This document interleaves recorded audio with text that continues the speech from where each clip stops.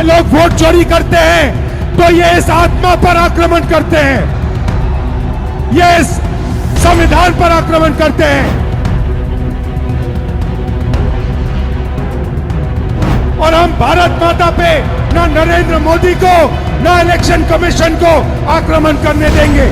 इस संविधान को कोई नहीं मिटा सकता, इस संविधान को कोई नहीं छू सकता।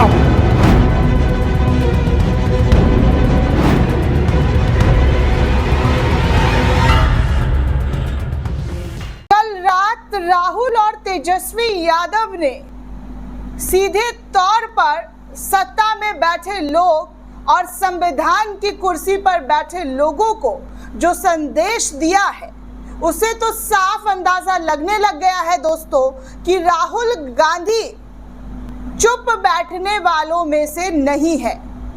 और चुनाव आयोग के जो आयुक्त हैं, मुख्य आयुक्त ज्ञानेंद्र कुमार गुप्ता, उनकी नींद उड़ गई होगी।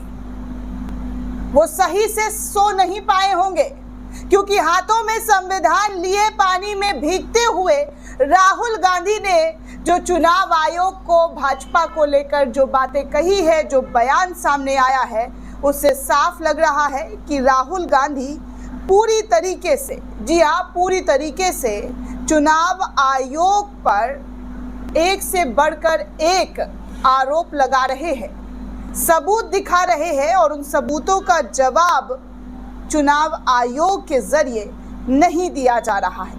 राहुल गांधी की ये यात्रा लगातार कामयाब हो रही है दोस्तों, और राहुल ने क्या कुछ कहा है वो सब कुछ मैं बताऊंगी, क्योंकि सत्ता में बैठे हुए हमारे प्यारे प्यारे प्रधानमंत्री नरेंद्र मोदी की भी कुर्सी अब खतरे में आ रही है। उनकी भी नींद जो है वो उड़ती हुई दिखाई दे रही है, क्योंकि राहुल गांधी ने हाथों में संविधान लेकर देश को और देशवासियों को साफ संदेश दे दिया है कि ये देश संविधान से चलने वाला है, किसी दो गुजरातियों के आदेश से चलने वाला नहीं है। राहुल और तेजस्वी यादव के जरिए आधी रात जो, जी हाँ, आधी रात जो संदेश दिया गया है, उससे बीजेपी की नींद और चुनाव आयोग का चैन पूरी तरीके से उड़ गया है। चुनाव आयोग के जो आयुक्त हैं ज्ञानेंद्र कुमार गुप्ता जी, उनकी पूरी की पूरी नींद जो है हराम कर देने वाला राहुल गांधी का ये बयान दिखाई दे रहा है। दरअसल दोस्तों, कल रात जो तस्वीर सामने आई है, उस तस्वीर में राहुल गांधी ने जोरदार भाषण दिया है और चुनाव आयोग को खुलकर चेतावनी दी है।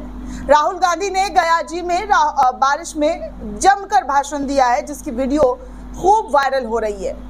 कहा है कि उनकी वोट अधिकार यात्रा जो है वो रुकने वाली नहीं है और इस तरीके से वो पूरे देश में जन सैलाब लाकर रहेंगे और देश का बच्चा बच्चा, देश का हर एक नागरिक चुनाव आयोग से जवाब चाहता है। बिहार कांग्रेस ने भी कुछ तस्वीरें शेयर की है, जो आप देख सकते हैं। वोट अधिकार यात्रा जारी है, आप भीड़ देखिए कि लोगों की भीड़ किस कदर है।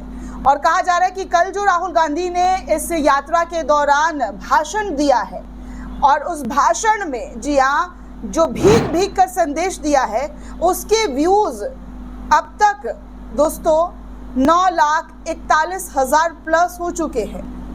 वायरल वीडियो, जी हाँ, ये वीडियो लोगों तक पहुंच रहा है और जन जन इस वीडियो को सुनकर अपने अंदर एक अलग ऊर्जा महसूस कर रहे हैं।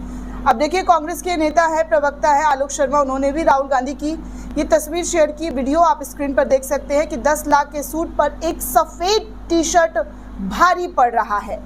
मोदी जी आज प्रधानमंत्री हैं, कल नहीं होंगे, ये साफ संदेश राहुल गांधी के जरिए दिया गया है। लेकिन ये संविधान तब भी था, अब भी रहेगा और सबका हिसाब लेकर, जी हाँ, सबका हिसाब लिया जाएगा और हम लेकर रहेंगे, क्योंकि जब सत्ता बदलती है तो फिर सबकी, जी हाँ, सबके पोल खुलते हैं और सब जो लगाया गया आरोप है वो सब कुछ एक एक करके जांच के दायरे में आएगा। देखिए दोस्तों, राहुल गांधी ने एक बड़ी चीज़ ये भी है राहुल गांधी की, जो अक्सर देखने सुनने को मिलती है, ये कोई नई चीज़ नहीं है, कि राहुल गांधी ने आज तक जिन जिन लोगों से वादा किया है उसको पूरा करते हुए नजर आए। इससे पहले दोस्तों आपको याद होगा, जब राहुल गांधी सीतापुर कोर्ट में जा रहे थे, जब उनको मानहानि का एक केस उन पर लगाया गया था, तब वो जा रहे थे तो रास्ते में एक मोची से मिले थे और मोची ने उनको अपनी दर्द तकलीफ़ जो है बताई थी। उसके बाद राहुल गांधी ने उन्हें मशीन देने की बात की थी, वो वीडियो भी उस वक्त वायरल हुआ था। ठीक ऐसे ही बिहार के अंदर दशरथ मांझी के परिवार को घर देने का वादा जो है राहुल गांधी के ज़रिए की गई थी। और अब देखिए कि इस यात्रा के दौरान दशरथ मांझी के परिवार को उन्होंने घर की चाबी सौंपी और उनसे गले मिलकर किस तरीके से अपना वायदा पूरा करते हुए नजर आ रहे हैं वो आपके सामने है। दोस्तों, आप साफ तौर पर देखिए कि ये जो है राहुल गांधी को बिल्कुल अलग बनाता है एक लीडर के तौर पर, क्योंकि आजकल नेता बहुत सारी बातें करते हैं, बहुत सारे वादे करते हैं, लेकिन वो वादा सिर्फ जुमला साबित होता है, सिर्फ और सिर्फ वादे ही बनकर रह जाते हैं। अब देखिए ना, 15 लाख खाते में आएंगे, क्या आए? काला धन वापस आएगा, क्या आए? लोगों को रोजगार दिया जाएगा, क्या मिला? और तो और ये भी कहा गया था कि नोटबंदी के बहुत सारे फायदे होंगे, क्या मिला दोस्तों? यहाँ तक कि जिस बिहार के अंदर मोदी जी खुद कहकर आए थे कि चीनी का मिल चालू किया जाएगा, लेकिन आज तक वो चीनी का मिल बिहार में चालू नहीं हुआ।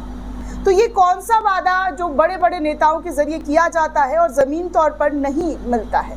यहाँ तक कि मोदी जी ने जिन गाँवों को गोद लिया था उन गाँवों का हाल भी बदहाल है। कैसे रिपोर्ट जो है बहुत सारी निकल कर सामने आई है। लेकिन एक लीडर के तौर पर, एक आम इंसान के तौर पर अगर देखा जाए तो राहुल गांधी की ये चीज़ें जो है लोगों को बहुत अट्रैक्ट करती है, बहुत ज़्यादा, कि जिससे आप वादा करते हैं उसका वादा जो है वो पूरा करते हैं। और एक सच्चा इंसान वही होता है दोस्तों जो अपने बातों पर खड़ा रहे, अपने वादों पर डट कर रहे।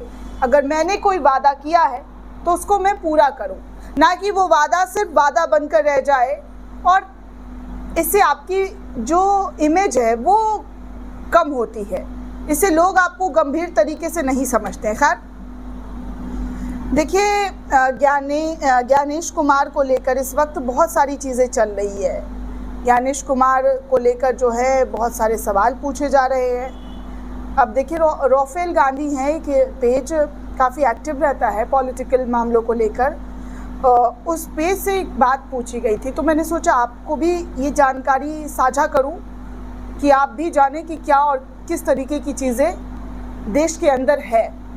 दरअसल दोस्तों, राफेल गांधी ने पूछा कि भाई ग्रुप जी, ये नोएडा शहर की डीएम कौन है, इनका हमारे चुनाव आयुक्त ज्ञानेश कुमार गुप्ता जी से क्या नाता है? तो पता है दोस्तों, ग्रुप ने क्या जवाब दिया है? ग्रुप ने बताया कि भाई नोएडा गौतम बुद्ध नगर की वर्तमान जो डीएम है श्रीमती मेधा रूपम है, जो 2014 बैच की आईएएस है, वो मुख्य चुनाव आयुक्त ज्ञानेश कुमार की पुत्री हैं। जी हाँ, इस तरीके की जानकारी जो है दी गई है। अब आपके सामने है दोस्तों कि कौन क्या क्या रिश्ता है किसका, वो भी धीरे धीरे करके निकल कर सामने आ रहा है। दोस्तों, राहुल गांधी लगातार अपनी यात्रा में जितनी बातें कह रहे हैं वो आप सभी के सामने है कि राहुल गांधी चुनाव आयोग को लेकर पूरी तरीके से मैदान में कूद पड़े हैं। अब चुनाव आयोग की जिम्मेदारी है कि वो उन तमाम सवालों का जवाब दे जिसे वो भागता हुआ नजर आ रहा है। चुनाव आयोग अपनी जिम्मेदारी तय करे, देश का मुख्य विपक्ष उससे कुछ पूछ रहा है, उन सवालों का जवाब दिया जाए, ना कि गोल मटोल करके बातों को गोल गोल घुमाकर चबाकर निकलने की कोशिश की जाए। दोस्तों, इस पूरे रिपोर्ट को लेकर आप क्या सोचते हैं, आपकी क्या प्रतिक्रिया, हमें कमेंट करके ज़रूर बताइएगा। साथ ही साथ चैनल को ज़्यादा से ज़्यादा लाइक, शेयर और सब्सक्राइब करना बिल्कुल भी ना भूलें। शुक्रिया दोस्तों।